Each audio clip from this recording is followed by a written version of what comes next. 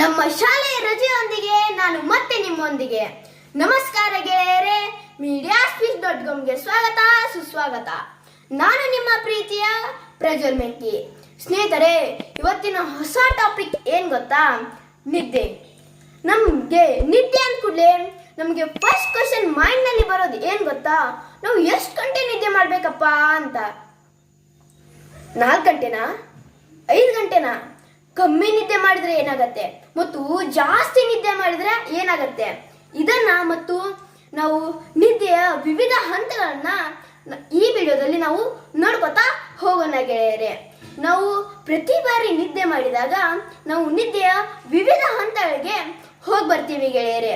ಇವುಗಳನ್ನ sleep types ಅಂತ ಕರೀತಾರೆ. ಸ್ಲೀಪ್ ಟೈಪ್ಸ್ ಅಂದ್ರೆ ನಿದ್ದೆಯ ವಿವಿಧ ಹಂತಗಳು ಅಥವಾ ನಿದ್ದೆಯ ವಿಧಗಳು ಅಂತ ಕೂಡ ನಾವು ಇವನ್ನ ಕರೆಯಬಹುದು. ಸ್ಲೀಪ್ ಟೈಪ್ಸ್ ನಲ್ಲಿ ಮುಖ್ಯವಾಗಿ 7 ವಿಧಗಳು ಬರುತ್ತವೆ ಗೆಳೆಯರೆ. ಒಂದು REM ಸ್ಲೀಪ್, ಮತ್ತೊಂದು ನಾನ್ REM ಸ್ಲೀಪ್ ಅಂತ ಬರುತ್ತೆ. ನಾವು ಪ್ರತಿ ಬಾರಿ ನಿದ್ದೆ ಮಾಡುವಾಗ ಫಸ್ಟ್ ನಾವು ಎಂಟರ್ ಆಗೋದು ನಾನ್ REM ಸ್ಲೀಪ್ಗೆ. ಎಕ್ಸಾಕ್ಟ್ ಆಗಿ ಹೇಳ್ಬೇಕಂದ್ರೆ ನಾವು ಎಚ್ಚರಗೊಂಡ ಸ್ಥಿತಿಯಿಂದ ನಾವು ಲೈಟ್ ಸ್ಲೀಪ್ಗೆ ಹೋಗ್ತೀವಿ ಗೆಳೆಯರೆ. 5 ನಿಮಿಷ ಹಾಗೆ ಇದ್ದು ನಂತರ ನಿಧಾನವಾಗಿ ನಿದ್ದೆಗೆ ಜಾರ್ತೀವಿ. ನಮ್ಮ ಬಾಡಿ ಮತ್ತು ಮಸಲ್ಸ್ ರಿಲ್ಯಾಕ್ಸ್ ಆಗುತ್ತೆ ಈ ಹಂತದಲ್ಲಿ, ಮತ್ತು ನಮ್ಮ ಬಾಡಿ ಟೆಂಪರೇಚರ್ ಕೂಡ ನಿಧಾನವಾಗಿ ಲೈಟ್ ಆಗಿ ಡ್ರಾಪ್ ಆಗುತ್ತೆ. ನಮ್ಮ ಕಣ್ಣುಗಳು ಆ ಕಡೆಯಿಂದ ಈ ಕಡೆಗೆ ಮೂವ್ ಆಗ್ತಾ ಇರುತ್ತೆ. ಇದು ಫಸ್ಟ್ ಸ್ಟೇಜ್ ಆದ ಕಾರಣ ಇಲ್ಲಿ ಡೀಪ್ ಸ್ಲೀಪ್ ಆಗಿರೋದಿಲ್ಲ ಗೆಳೆಯರೆ. ಹೀಗಾಗಿ ಸ್ವಲ್ಪ ಸೌಂಡ್ ಆದ್ರೂ ಕೂಡ ಇಲ್ಲಿ ಎಚ್ಚರ ಆಗೋ ಚಾನ್ಸಸ್ ತುಂಬಾನೇ ಜಾಸ್ತಿ ಇರುತ್ತೆ. ಇದು ಫಸ್ಟ್ ಹಂತ ಆಯಿತು. ನಂತರ ಸೆಕೆಂಡ್ ಹಂತ ಬರುತ್ತದೆ ಲೈಟ್ ಸ್ಲೀಪ್ ಅಂತ. ಈ ಲೈಟ್ ಸ್ಲೀಪ್ ಸುಮಾರು 15ರಿಂದ 20 ನಿಮಿಷಗಳ ಕಾಲ ಈ ಲೈಟ್ ಸ್ಲೀಪ್ ಇರುತ್ತದೆ ಗೆಳೆಯರೆ. ನಂತರ ಈ ಹಂತದಲ್ಲಿ ಉಸಿರಾಟ ಮತ್ತು ಹೃದಯ ಬಡಿತ ನಿಧಾನವಾಗುತ್ತೆ ಮತ್ತು ಸೆನ್ಸರಿ ಇನ್ಪುಟ್ಗಳು ಬ್ರೇನ್ ಸಂಪೂರ್ಣವಾಗಿ ಡಿಸ್ಕನೆಕ್ಟ್ ಮಾಡುತ್ತೆ. ಅಂದ್ರೆ ಕಿವಿ ಓಪನ್ ಆಗೇ ಇರುತ್ತೆ ಆದ್ರೆ ಕೇಳಿಸೋದಿಲ್ಲ.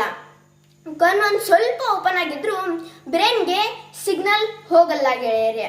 ನಂತರ ಈ ಹಂತದಲ್ಲಿ ಅವತ್ತಿನ ಶಾರ್ಟ್ ಟರ್ಮ್ ಮೆಮೊರಿಯನ್ನ ಲಾಂಗ್ ಟರ್ಮ್ ಮೆಮೊರಿಯಾಗಿ ಬ್ರೈನ್ ಸೇವ್ ಮಾಡ್ಕೊಳ್ಳುತ್ತೆ ಗೆಳೆಯರೆ ಈ ಸೆಕೆಂಡ್ ಹಂತದಲ್ಲಿ, ಅಂದ್ರೆ ಲೈಟ್ ಸ್ಲೀಪ್ ಅಂತ ಇಲ್ಲಿ. ನಂತರ 3ನೇ ಹಂತ ಬರುತ್ತೆ. ಇದು 2ನೇ ಹಂತ ಮುಗಿತು. 3ನೇ ಹಂತ ಬರುತ್ತದೆ ಡೀಪ್ ಸ್ಲೀಪ್ ಅಂತ. ಈ ಡೀಪ್ ಸ್ಲೀಪ್ ನಲ್ಲಿ ಇಲ್ಲಿ ತುಂಬಾ ಜಾಸ್ತಿ ಡೀಪ್ ನಲ್ಲಿ ನಾವು ನಿದ್ದೆಗೆ ಹೋಗಿರ್ತೀವಿ.